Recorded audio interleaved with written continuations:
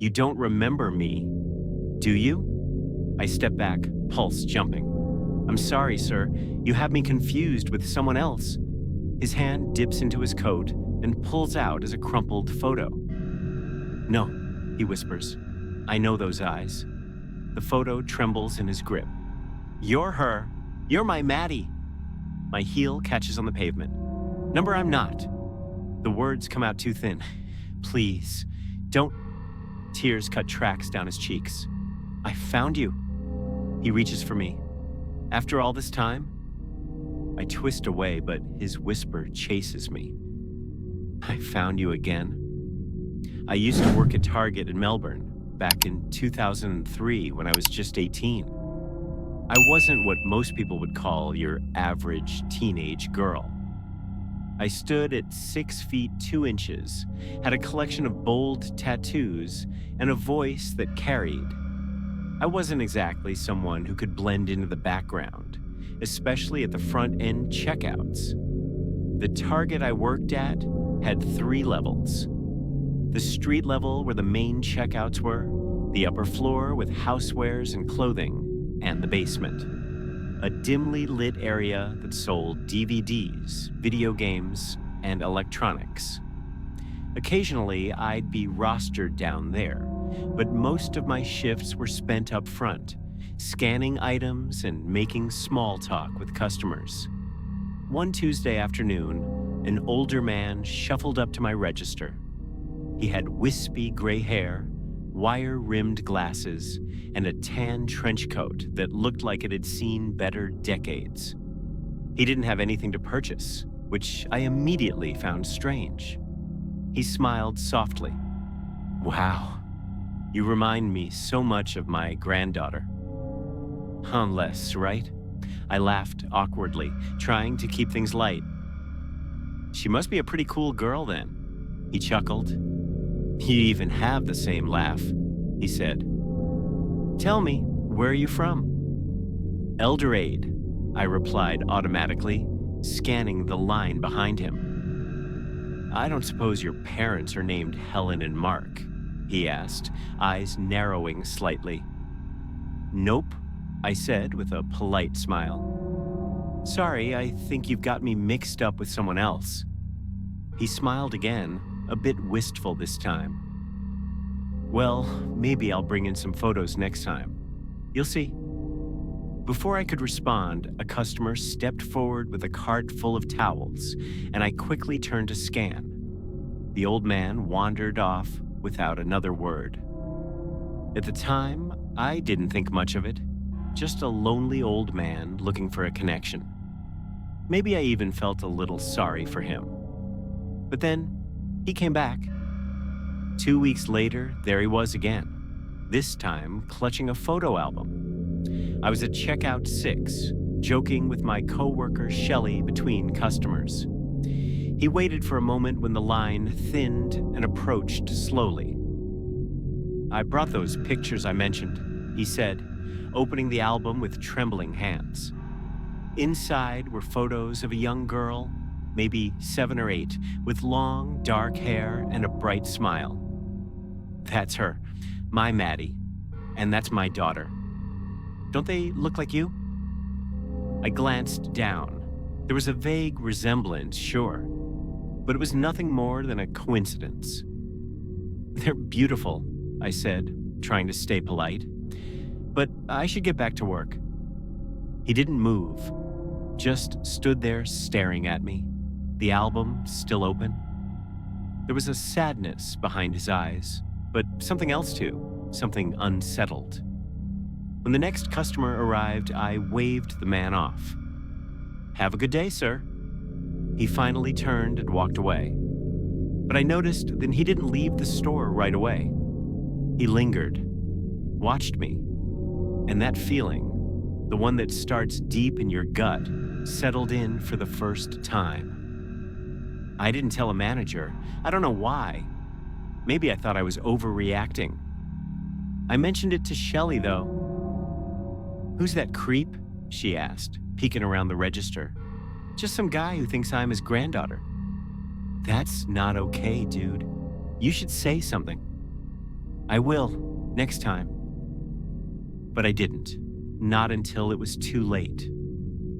3 weeks passed. I forgot about him. Work became busy. Christmas stock started arriving early. I was covering shifts downstairs in the DVD section. Life moved on. And then he returned. This time, he looked different. Gaunt, his shoulders hunched lower. He clutched an envelope, his fingers white around the edges. I was walking to the break room when he intercepted me.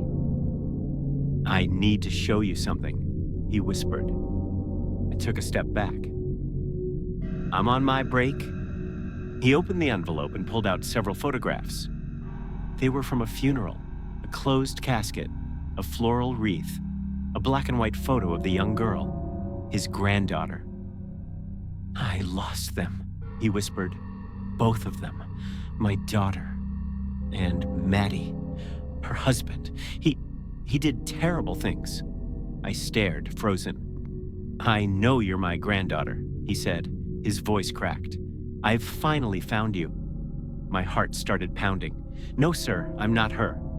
"I've missed you so much," he said, and tears began rolling down his cheeks. "You don't. Remember, but you're her. You were taken from me." And then he reached for me, tried to hug me. His hand grabbed my forearm tightly. I panicked. "Hey, Grant!" I yelled, spotting one of our tall managers by the pallet cage. "Do you still need help with that?" Grant blinked in confusion, but he must have seen the look in my eyes. "Yeah," he said. "Come on." I pulled away from the man and followed Grant to the elevator. The moment those doors shut, I felt my knees weaken. "Who the hell was that?" he asked. I explained everything, how the man had been coming in, the photos, the strange conversations, the funeral pictures, everything. "Why didn't you say something earlier?" Grant asked, concerned. "I didn't think it would escalate." Grant immediately radioed security and alerted the store manager. From that day on, they had a photo of the man behind the front counter. We kept an eye out. For a while, he didn't show. I took a week's holiday. When I came back, I thought it was over. It wasn't. On my first day back, I was heading to my register when I saw him at the front entrance, scanning the crowd. My breath caught in my throat. I backed up slowly and took the elevator to the basement. I found Grant and told him. "Go downstairs," he said. "Stay there until I come get you."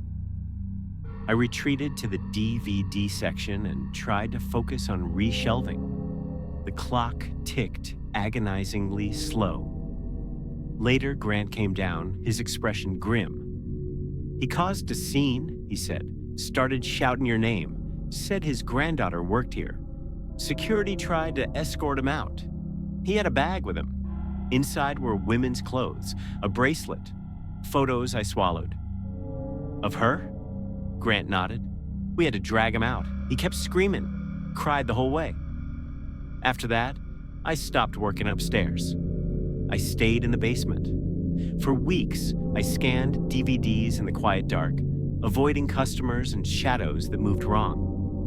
My anxiety spiked every time the elevator dinged. Eventually, I left the job, moved back to Eldorade, tried to forget it, but I couldn't. Not really. Every now and then, I'd see someone in a crowd, tall, gray-haired, glasses, and my heart would race. I started carrying pepper spray, locked my doors twice at night, looked over my shoulder in parking lots. One night, months later, I got a letter in the mail. No return address. Inside was a folded photo of the girl again, Maddie, and a note in shaky handwriting. "I forgive you for forgetting me. You'll remember one day. Love, Grandpa." I never told anyone about the letter. I burned it. I moved again, changed my phone number, deleted social media. It's been years now. I still think about him. I still feel bad for the loss he suffered. But grief doesn't give someone the right to chase strangers through department stores, to rewrite reality. Sometimes I wonder what really happened to Maddie. Was she even real? Did she look like me? Or had he simply projected her face onto mine, just a desperate man, crushed by grief, chasing ghosts in red polos and name tags? But I know one thing for sure. I was never his granddaughter, and I never will be. If you crave more twisted tales and unsolved secrets, make sure to subscribe to Mystery Stories and ring the bell. The case may be closed, but the mystery is far from over.